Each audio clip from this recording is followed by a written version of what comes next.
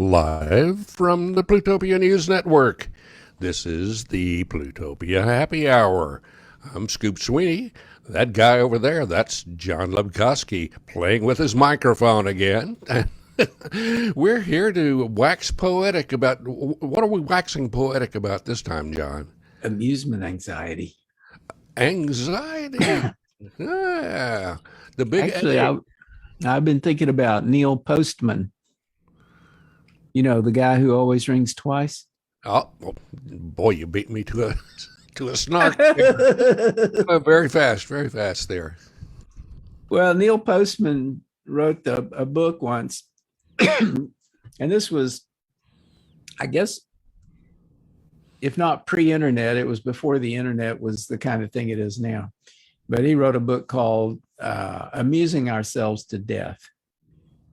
And it was about the corrosive effects of television on politics and public discourse. So he was talking about television, right? Mm-hmm. But, you know, you could extend that to like the course that media was on in general.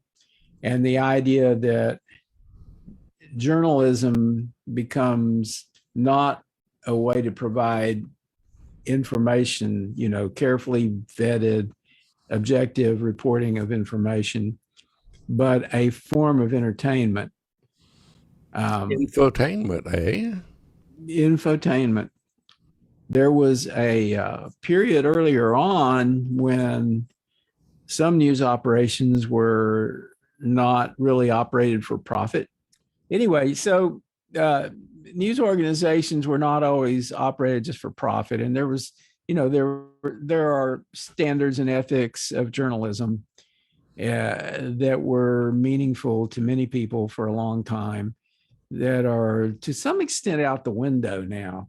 I don't think, I mean, any argument that you make probably has exceptions, and that's probably true of Postman's arguments too. But really, when you look at what's happening with politics today, it's pretty clear that it's become a circus.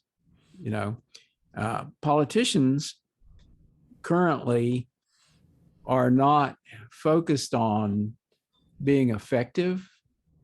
They're not being evaluated based on their effectiveness. They're being evaluated based on their cultural messaging and their ability to engage emotion, you know, not reason, you know, not that they're behaving reasonably or making reasonable arguments. They're performing.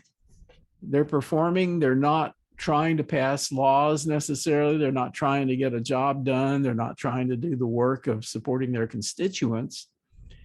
They're performing for the media, and the media is delivering voters to them, but what voters represent is money. They raise money from these voters, and certain politicians, including one who used to be a game show host, have shown that you can take money from people ostensibly to support your political campaigns, but just kind of keep it, take it for yourself, do whatever you want to with it. You know, sometimes I wonder. Scruples are kind of out the window. I wonder about whether this is it's gotten worse, or that the situation had just gotten more visible.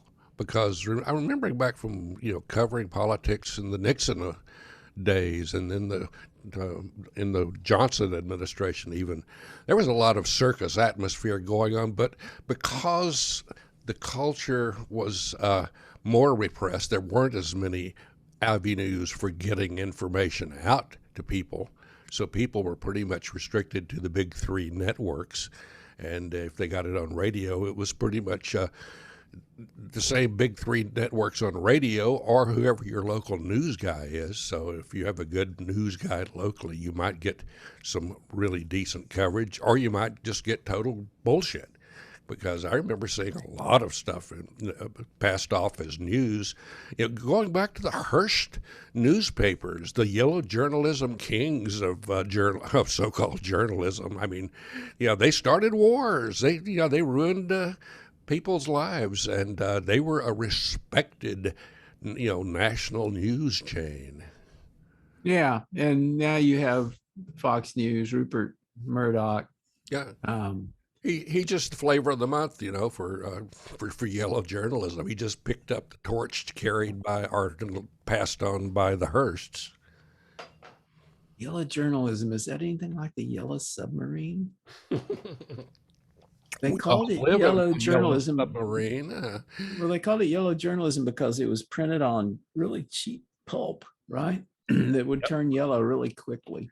Yep, I've got some of those old cheap pulp newspapers that I collected. There's such thing as pink journalism too. That would be Financial Times. Okay, explain pink journalism. I haven't heard that one lately. The Financial Times newspaper is published on pink paper. Oh, okay. At least it used to be. I wonder if that's still the case. Well, does Or that do they make, even publish on paper anymore? Does anybody do that? well, does that make us a prism of journalism? Because we've got all sorts of colors in our presentation. I see a whole rainbow in your background there, and Actually, it's got kind of an orange. my reddish, whitish face here. I'm going to show you this. So see, it's not really pink. I was wrong. It's kind of a, what would you call that? Kind of a Kind of salmon color, maybe. Yeah, a It's salmon. a nice color, you know. It is. Anyway,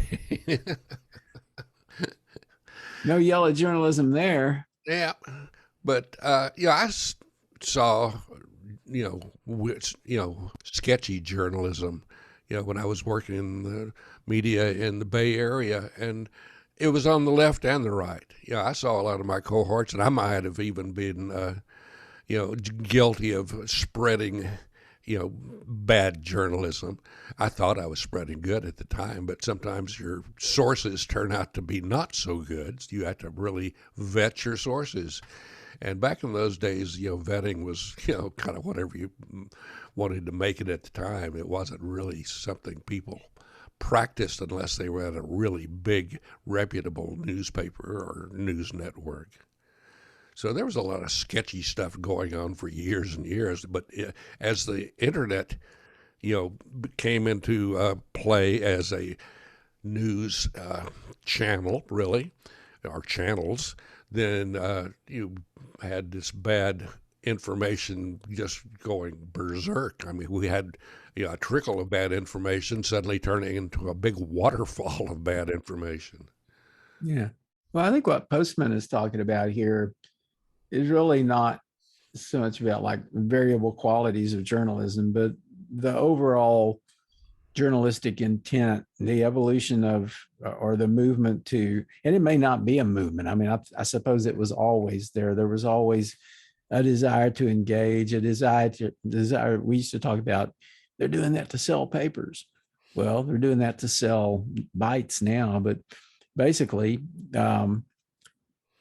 if you look at, for instance, cable news, you have cable news channels that represent ideologies, and they work very hard at engaging people based on beliefs, really. So if you tend toward a more sort of fascist right-wing belief system, then Fox News is what you watch. Mm-hmm. And if you tend to go to the left somewhat, you might watch MSNBC. If you're pretty far to the left, you might be more like the alternative sources like Democracy Now! And Mother Jones and so forth. But in all of that, you're really you're getting things reported by people with an agenda. And the agenda is not necessarily an ideological, purely ideological agenda, and it's not necessarily the agenda that you would hope for, which is to just do good journalism. It's uh, to entertain so that you will watch them so that they can raise money. Yep, they're out there fishing for eyeballs. That's how they get money. And speaking as a co-owner, along with you, of a news business, that's what we do.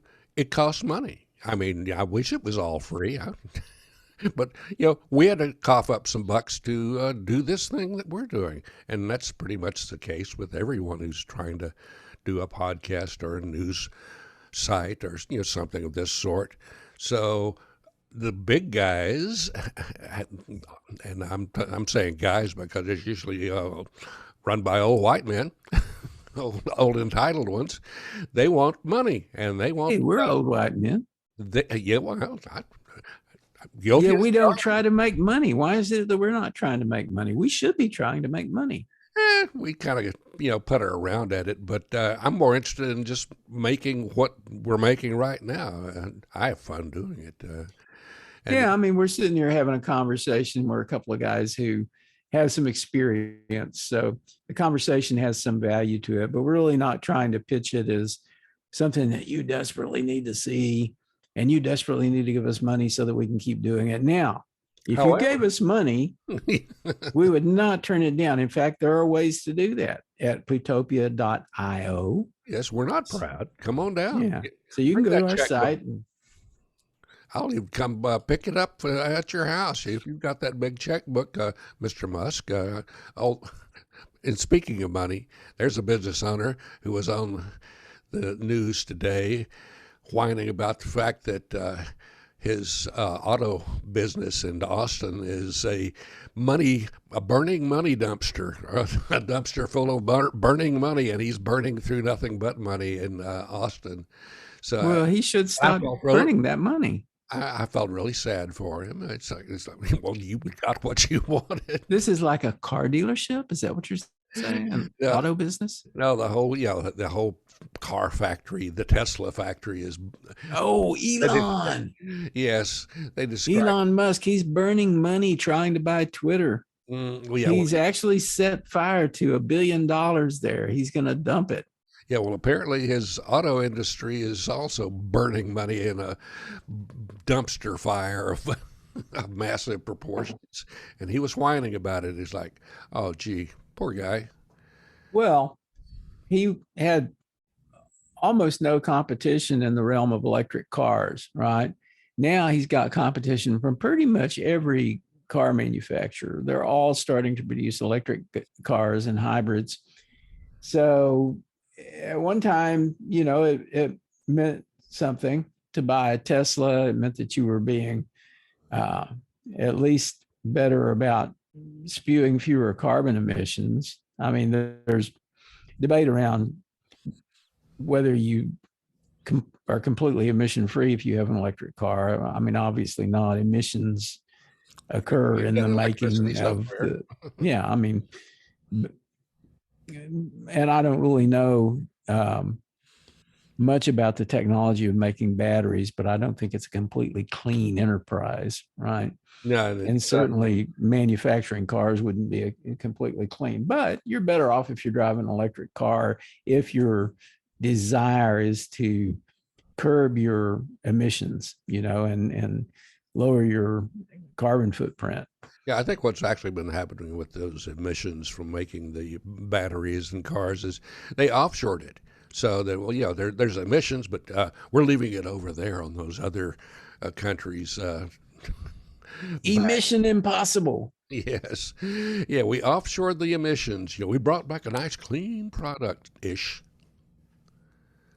But what I was saying is that I'm sure the Tesla sales are dropping because of competition. Well, because of bad news about the accidents they've had with Teslas on their auto drive, plowing into stopped emergency vehicles. Yeah, which is kind of a silly idea, that whole auto drive thing. I mean, I don't mind driving my car. I don't need automatic pilot. Well, and I wouldn't trust it. Elon should have known that, he wasn't going to be the only electric car. Anytime a concept takes off and people really get behind it, everybody that has the money to do the same thing is going to do that. That's why, Ford has their electric pickup trucks. So does Chevrolet, and everybody's just jumping onto the bandwagon. So you're not going to be the only guy doing this successful thing. How about the Boring Company? Boring, you say? Yeah, he actually has a boring company. It's coming to my county, Bastrop County, apparently. Also, it's all over. Yeah, they bore holes. They're going to make tunnels. Yep, yep, yep. There's a reason that we don't have a subway in Austin. It's not easy to You're not create talking a about tunnel here. you're not talking about the sandwich shop. I had to think about that for a minute. Since speaking of boring, There you go. the aliens know what it's all about. So, what's the project? I mean, I guess we're drifting away from our topic, but what is the project that you're aware of that Boring Company is going to do? I've heard wind of it, but I don't know much about it. I don't know a lot either. It's just all I've heard is they've done the paperwork with the county to try to. It sounds to me like it's possibly a warehousing setup, because they're going to need warehouses all over the place for the various businesses. And I think SpaceX is looking at some sort of a facility here in the county. So it's spreading all over Central Texas simply because, he's here now. So he wants to keep all of his children close at hand so he can smack them up the back of the head if they misbehave. I'm just wondering how they build these tunnels. Do they really bore through the rock? Mm-hmm. Do they have, you remember the movie about going to the Earth's core? And they had this, there was like this vehicle that had a drill on the front of it that just kind of drilled into the earth. Yeah, that's been used a number of times in a number of sci-fi things. One of my old sci-fi favorites, series Eureka, had a mad scientist who had a borer that would bore down into the crust of the earth. But what I've seen of the Boring Company, the Musk Boring Company, they did a demo tunnel in Southern California, and it looked impressive because it was a perfectly round, long tunnel. And so I suspect they're using some development similar to what they've used in boring tunnels, under the river, the East River in New York. They've had a tunnel under there. And they've had certain devices that helped in that. But from what it sounds like, he's improved that and made it into a workable solution to making it a big tunnel. You remember Uncle Scrooge and the land beneath the ground? What, Scrooge McDuck? Scrooge McDuck, yeah. Scrooge McDuck went down. He was worried about earthquakes damaging his money bin. Oh, no. So he wanted to find out what was causing these earthquakes. So they went down into the ground, and I think they found some creatures down there that were, I believe that they were shaped like bowling balls. And it was like a bowling ball with arms and a head. And they just kind of rolled around, and sometimes they would hit things, I guess, and that would cause here's some. Terry's cause earthquakes by rolling in massive groups of thousands against the giant pillars that support the land on the surface of the earth. So what were they? Were they eating Scrooge McDuck's gold doubloons, or what was going on? No, they were just shaking things up. There's Terry's and there's Fermis. The Fermis cause earthquakes by gathering together in big numbers and lifting up pieces of the crust. It's like a sports competition. And, I believe that Tucker Carlson would report this with a straight face as though it's absolute truth. Well, he's reporting things way weirder than that. Yeah. And, and it would be entertaining. Well, Scrooge should have invested all that gold into crypto. That's the coming thing. Then then it's not. That money bin wouldn't be as much fun if you were trying to swim through cryptocurrency. Yeah, I mean, you wouldn't even need a bin because it's just out there somewhere. Yeah, Maybe that's if you're boring. lucky, Speaking of boring company, that's boring. that is. But yeah, I've been following the whole crypto thing, and it's going every which way. And yeah, I mean, it's still worth something, but the folks who bought it 60,000 are whining. Oh, I bet they would be. Yeah, I made money on crypto, but not much. Yeah, I made money by not cryptoing. Well, I took a course on blockchain. And in that course, they got us to sign up at Coinbase and buy a couple of dollars worth of Bitcoin. Oh, And I came back later and saw that my couple of dollars was like a couple of $100 or something like that. It had like really grown. So I put some more money into it. I eventually sold what I had. And smart people have probably divested themselves of their crypto. A lot of people made big money with that stuff. oh yeah. I mean, it's like any Ponzi scheme. I mean, the people at the top of the Ponzi usually get out okay. It's the folks that come along later and go, "Well, you said I was going to get rich. How come I'm not rich?"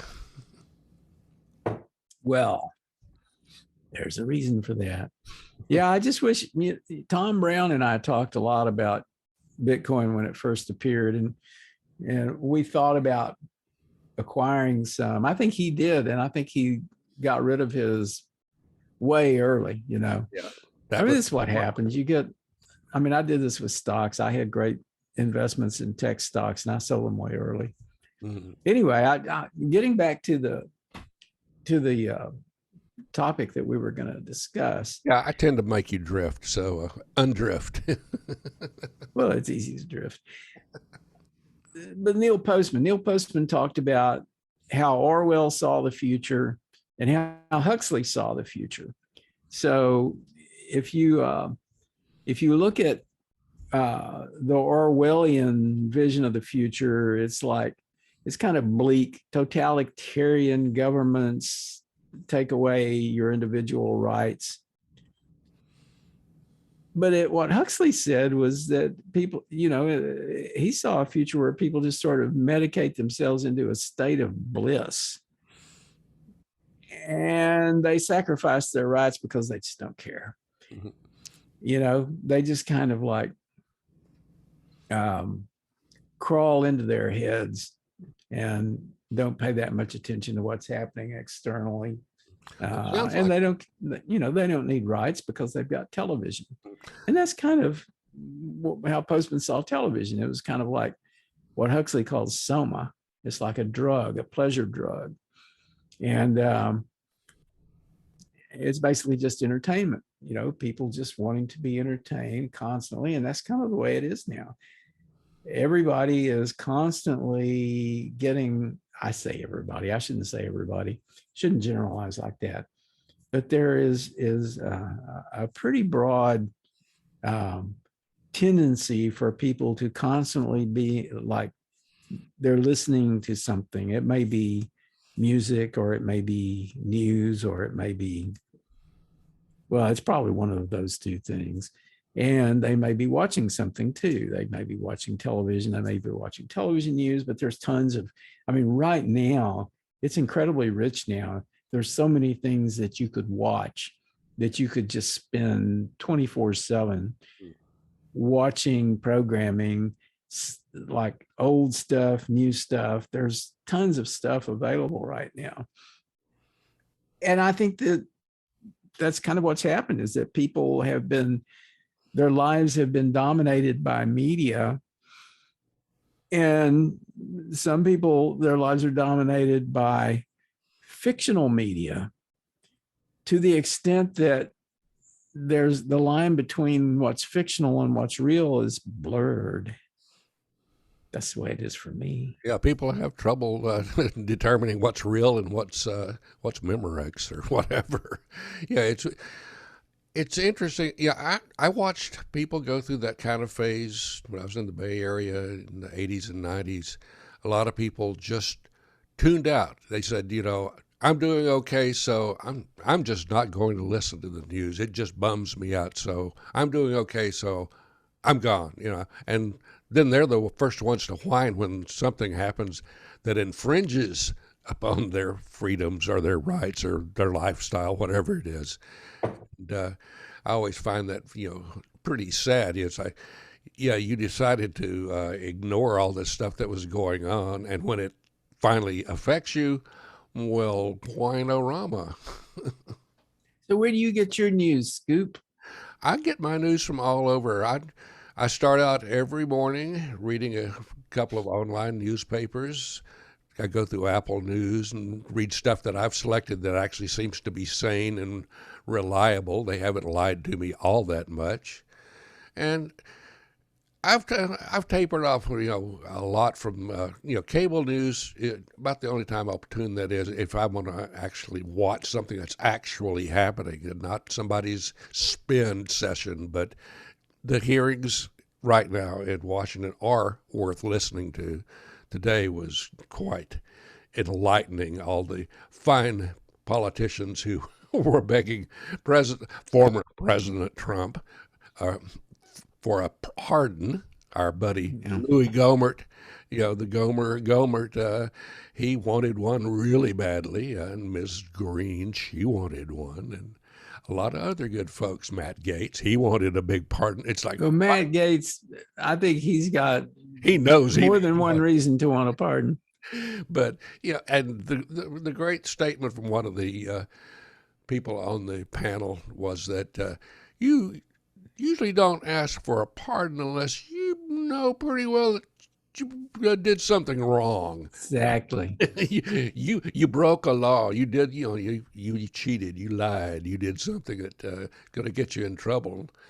Well, and it's kind of an interesting thing. We have a party that is allowing itself to be run by criminals with guns. Mm-hmm.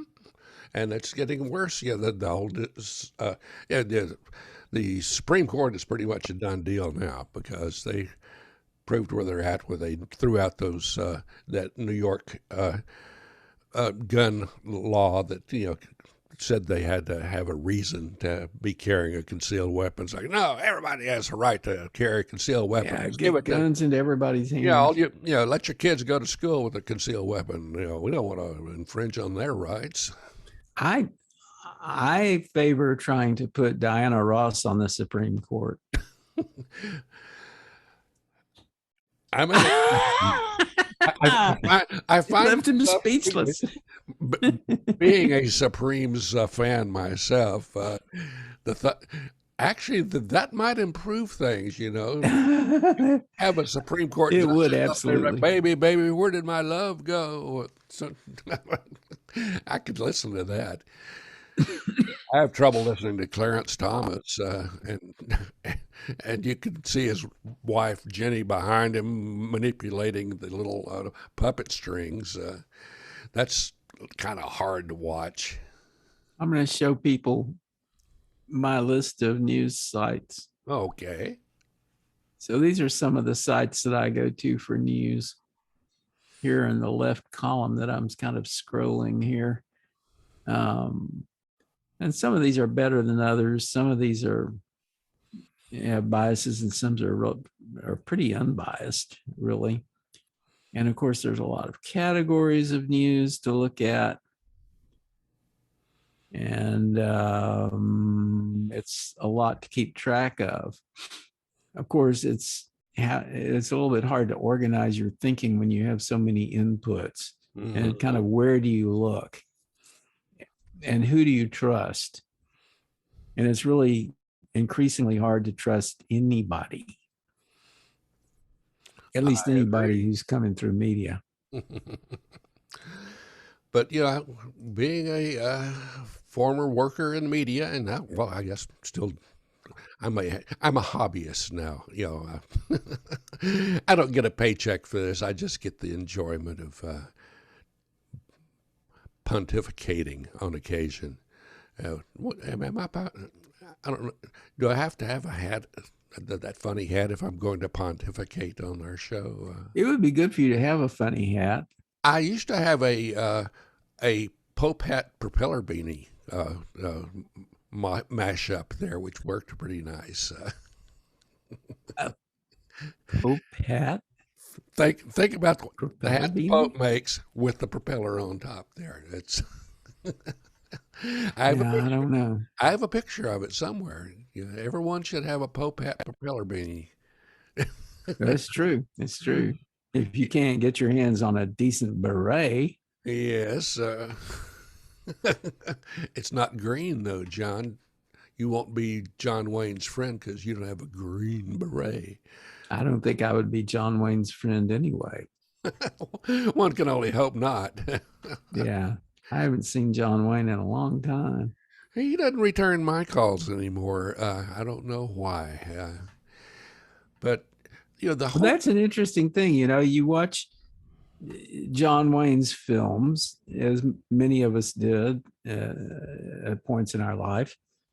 And he seemed like a really good guy, a nice guy. He was always the good guy. Well, he wasn't always, but most of the time he was the good guy. And then you find out that he was kind of a reprehensible human being and extremely biased, racist. Well, And what do you do with a lot that? of It's it. like he had us convinced. He came through media playing these fictional roles and representing himself as somebody who was just really nice Yeah. and Well, would that's take because he care had of you, a would help you. publicist doing that for him. It's easy to look good if you have someone going out and spreading the lie. Oh, he's a nice guy. He wouldn't harm a flea. Or his director. Yeah. But I've met a lot of, back when I had to cover entertainment back in the day, I met a lot of famous folk. And some of them were really genuinely nice people, but there were a lot that were just jerks. But they came off in public as this is really nice. He's such a wonderful performer. He's such a wonderful actor. It's like, no, he's a jerk that just doesn't do it for your Who was his the biggest fans. jerk of all the jerks you met that people Oh, would know, let's see. aside from me? Big jerk. Probably Bill Graham. Really? He. That's funny. I was thinking about Bill Graham, but I was thinking about how I went to Bill Graham was here, like he gave a talk. It was a kind of UT conference thing. And he was talking about other people who were jerks. Oh yeah. And he was like talking about people on the San Francisco rock scene. He talked about what a big jerk Boz Scaggs was, Yeah. Well, the reason I say that is because I worked for a concert production company back in the 1980s called Offshore Productions. And we were producing big arena shows back then in Fresno, California. Graham had formerly, done some big concerts in Fresno. He figured it was just not metropolitan enough for his people, and so he kind of bailed out of the market, and we bailed in. And we booked Joan Jett and the Blackhearts and a lot of well-known people for our first show. He found out about that and just lost his mind. We booked the Police for one of their last shows in 1983 when they were about to break up. Then we booked Journey for a concert, and he considered Journey to be his band, and he sent his people down and threatened the promoters I was working for in no uncertain terms, like, you people can't do this. Journey's our band, and Bill does not appreciate that. And just, it was really nasty. And they actually forced their way in where, our production people had to stay home because he sent his own people because he were doing his band. And Competition. and he was infamous for that. If you tried to do something that might make you look maybe not his equal, but as a happening concert promoter, he would have you done in. I mean, it's the old, it's just like you see done in American business these days. If somebody's having a really, a lot of luck with their product, the big guys are going to come in and try to buy it out or put them under, Yeah. by doing some sleazy competitive or anti-competitive tactics. So that was just the reason I was. I'm sure he was a nice guy for other people, but that left me with a really bad taste in my mouth because before that I thought he was okay. Yeah. Well, he should have stayed out of that helicopter. Yeah, yeah. That was unfortunate, but there was a lot of there were a lot of performers who didn't play his territories just because he didn't like them, and you would hear that from lots of folks. It may have been because they just weren't good enough, but there were some pretty good performers that didn't get to play his shows because they had offended him in some way. But that's kind of par for the course in the entertainment business anyway. Yeah. In business in general, it can be rough. It's always competitive, unless it's cooperative. I decided late in my life that I wanted to be cooperative and have a co-op. And I thinking of media, which is what we're really supposed to be talking about. Mm-hmm. One of the grandest media experiments I know is one started by my friend Evan Smith, Texas Tribune. Texas Tribune is a truly great news organization, and it's a nonprofit. And they're not assholes. And they're dedicated to news as it should be, objective reporting. Yeah, I agree. They're a rarity. They really are good news. Yeah. Yeah, and they pioneered data journalism too. They were early on doing a lot of work with data journalism, very sophisticated stuff, and they've been able to raise a lot of money. They've never hurt for money, and they have inspired other nonprofit news organizations that are also tend to be. I mean, the nonprofit world, can be brutal too. There can be competition there too. It can be tough. But the people I've met most of the people I've met who are in news, who are really dedicated to sort of the ideal of journalism, they tend to be really good people. There's a conference that you've attended it too. The symposium on online journalism. Yeah. And that's run by Rosenthal Alves, who's a professor at University of Texas. And a fine human being. And he attracts good vibes, Yeah.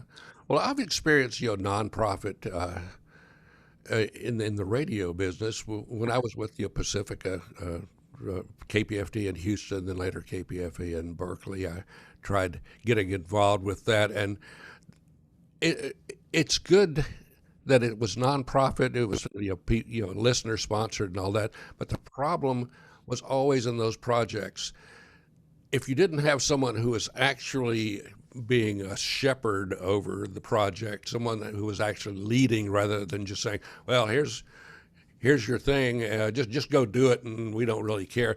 You saw a lot of that, and the result was you had trouble keeping that thing going. And I watched people actually fighting each other with microphone cords because they were supposed to have that 1 hour slot on the radio, and I'm like, people, it's an hour on a radio station no one's listening to, and you're using it like a bullwhip against your so-called fellow broadcaster. I saw all that. It's like, no, I'm going to go back to being a freelancer, and it was just ridiculous. And I saw that happen over and over. When you don't, it's great that it's everybody's able to do it, but someone has to be driving the bus. Otherwise, you inevitably go over the cliff. Of course, sometimes the guy who's driving the bus doesn't really get the credit for driving the bus. Yeah, that could be a bitch, but that's just the way it is sometimes. Good people quite often don't get recognition. You have to be a jerk to get the recognition. I'm thinking about how we put together a sort of grassroots nonprofit technology conference here in Austin. I had this kind of sickness at one time where I kept wanting to work on putting events together. So, we pulled some people together and we had a bunch of volunteers doing really hard work putting the thing together. I think we did a pretty good job of curating and putting the whole event together. And we had one guy who was helping us out, and he did a little bit. He certainly didn't do as much as other people did. Maggie did a huge amount of the work. And then we were closing the thing out, and we got on stage, and that guy stepped up there and proceeded to take credit for the whole thing, or attempt to. Yeah, I watched that. We sort of sidelined him pretty quick. Mm. It's But that sort of thing. Whoops! Your mic came unmiked there? I was unmiked. I think you still are. There you are. You're back. You're back. Yeah, I remember that whole thing, and the problem, having done a lot of concert production and event production in California, the sad thing is if you're undercapitalized, you're starting out, with doom tattooed across your forehead, basically, because that's the sad thing is all the people, too many things have been put together, and it was all based on volunteers, which is a great thing, except if you're promising these volunteers, you're going to be you work for free and we're going to make you a star.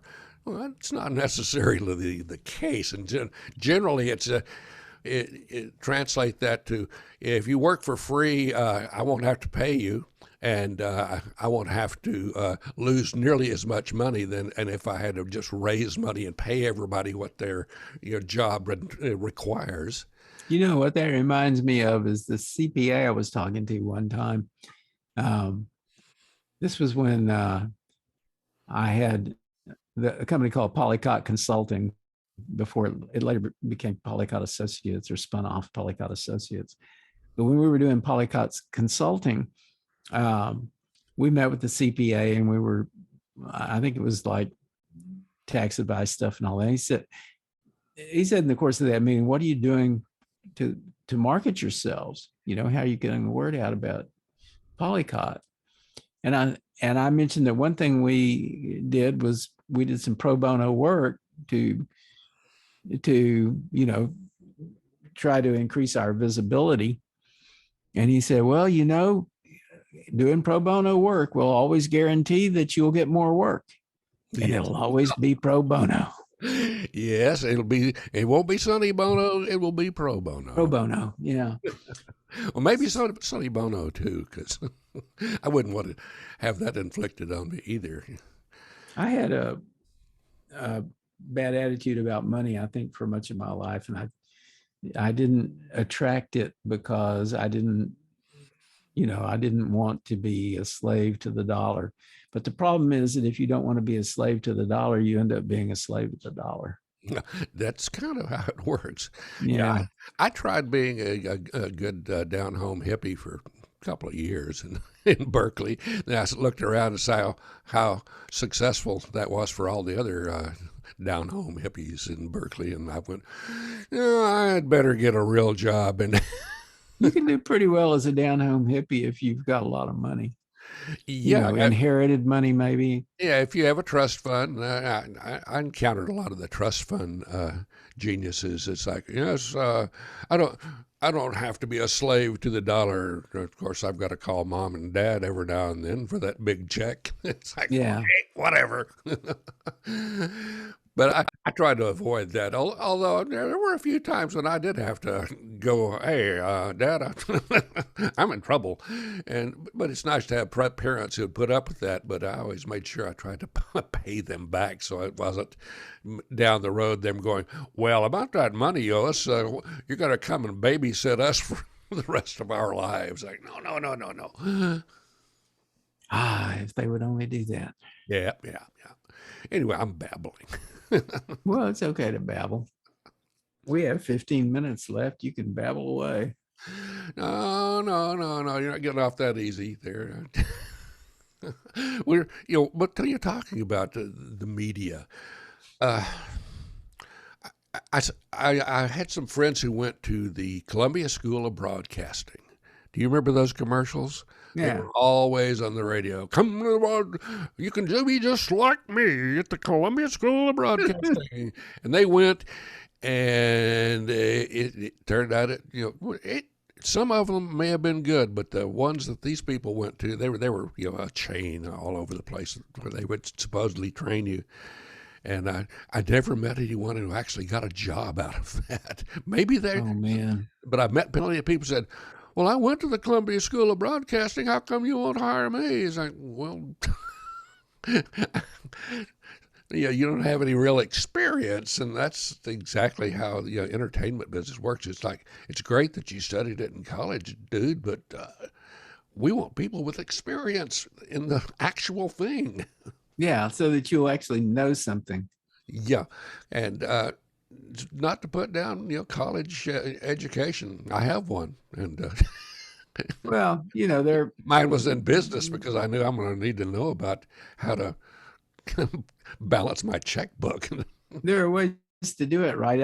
I always really respected what Sandy Stone was doing when she was director of the media lab at UT, the ACT lab, as it was called, Hmm. Interactive Media Lab. Um, and she was getting people to just do stuff hands-on, actually getting people to get experience and actually doing stuff versus lecturing, giving them something out of a book or whatever. It was a big workshop. It was like a makerspace, really.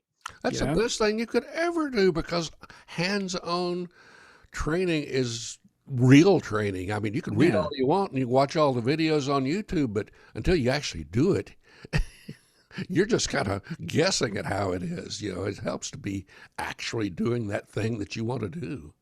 It's unfortunate that there aren't enough people, around offering that. Yeah, it's true. It's true. It's not an easy way to train people, to do it and do it well. Sandy was really good at it, Well, but not everybody would be.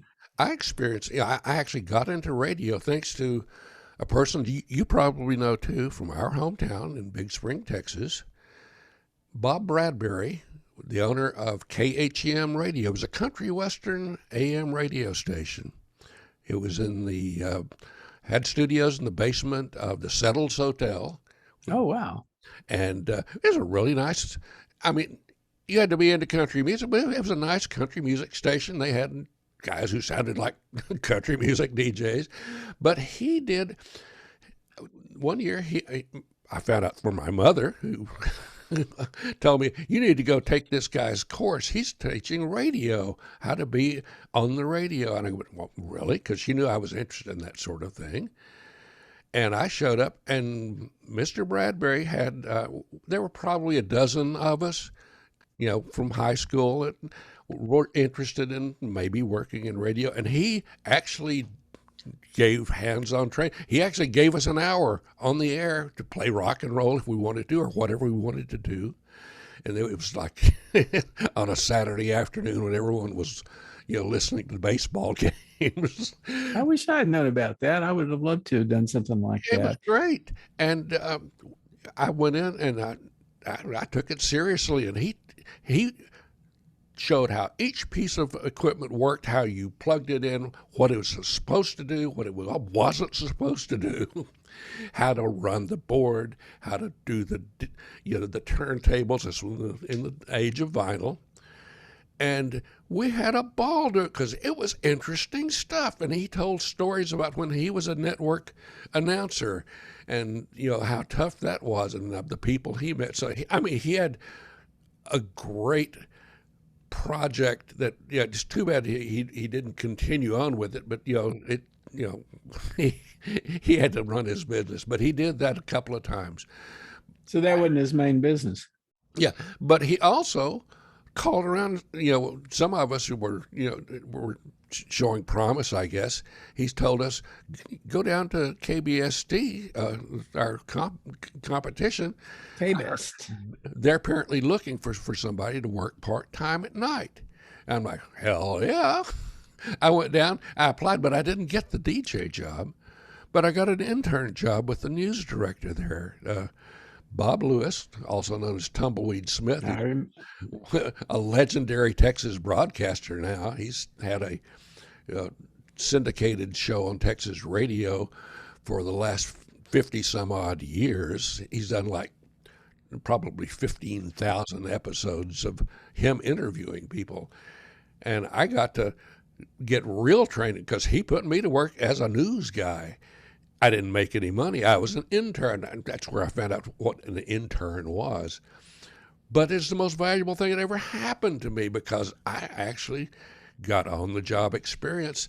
And when I went off to college, I parlayed that into getting a job doing a late-night jazz show at a local FM station because I had actually done a late-night jazz show. Right on. Yeah. So on-the-job training really works. It worked. I feel like I really missed something there because I never was even aware that there was a jazz show in Big Spring. 1 hour. And I was a big jazz fan, I went on, it was a 6-hour shift. I'd go on, engineer the 6 o'clock news for Bob Lewis, my mentor, because I finally got the DJ job after the other guy quit. He didn't like having to work at night. I was fine with that. I got to play records 6 hours and get paid 25 cents an hour.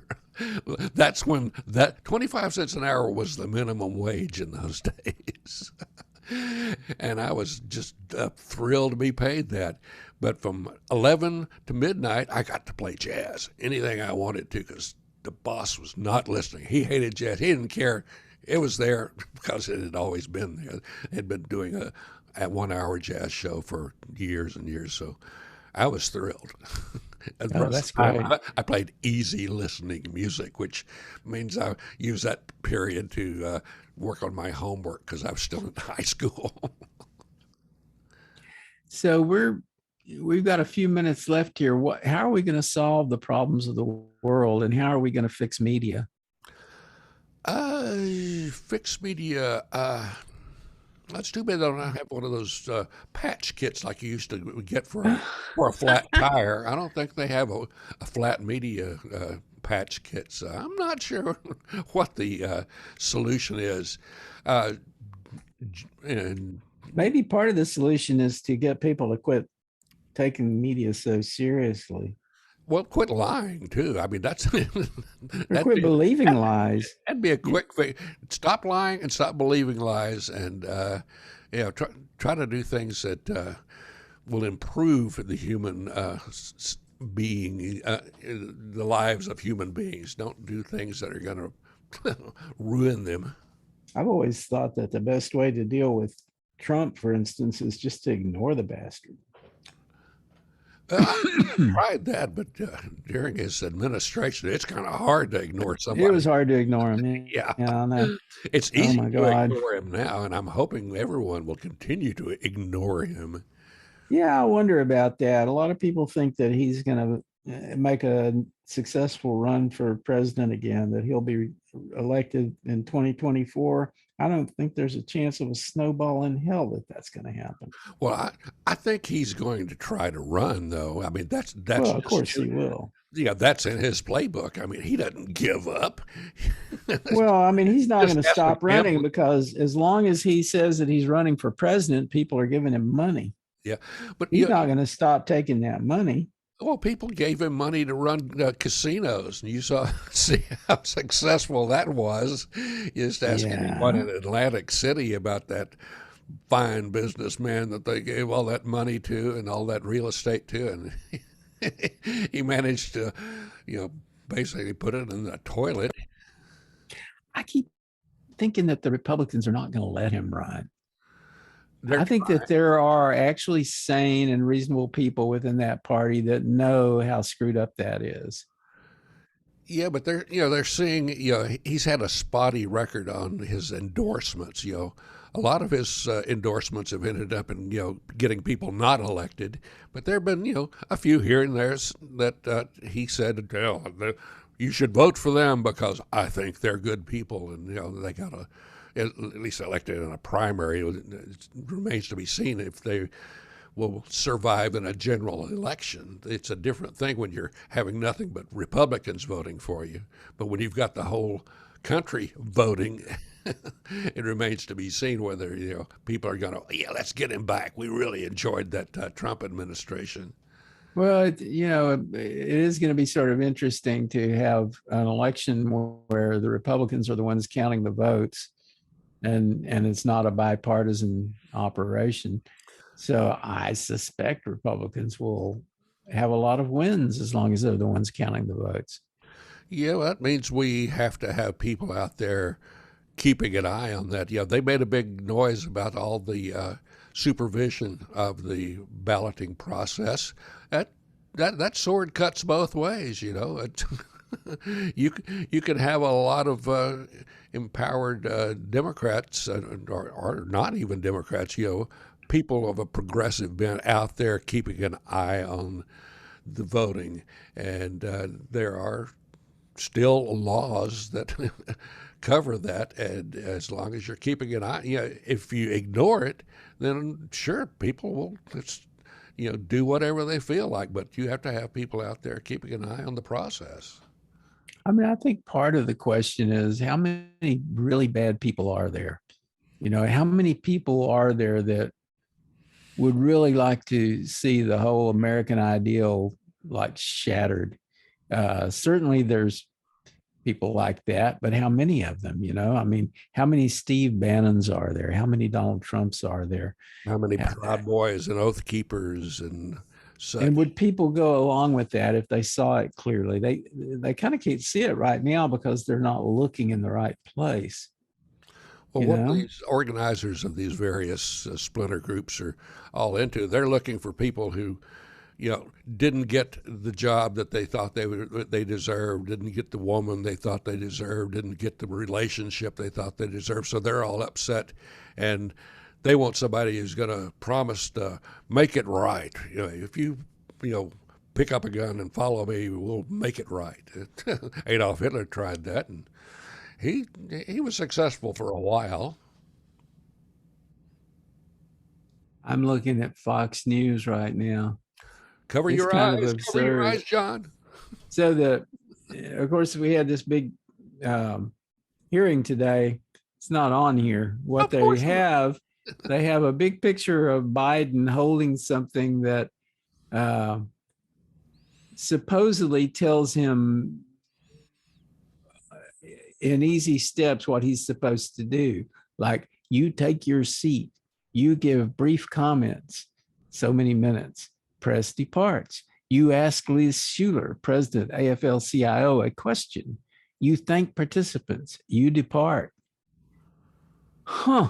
It sounds like an agenda, really. I mean, I've made up agendas, but that doesn't mean that you're some sort of robot who's, that's all I'm going to do. Well, the message here is that he's stupid and senile and can't figure out what he's supposed to do. So they have to line it out for him that way. But I'm willing to bet that this is not what this thing really said.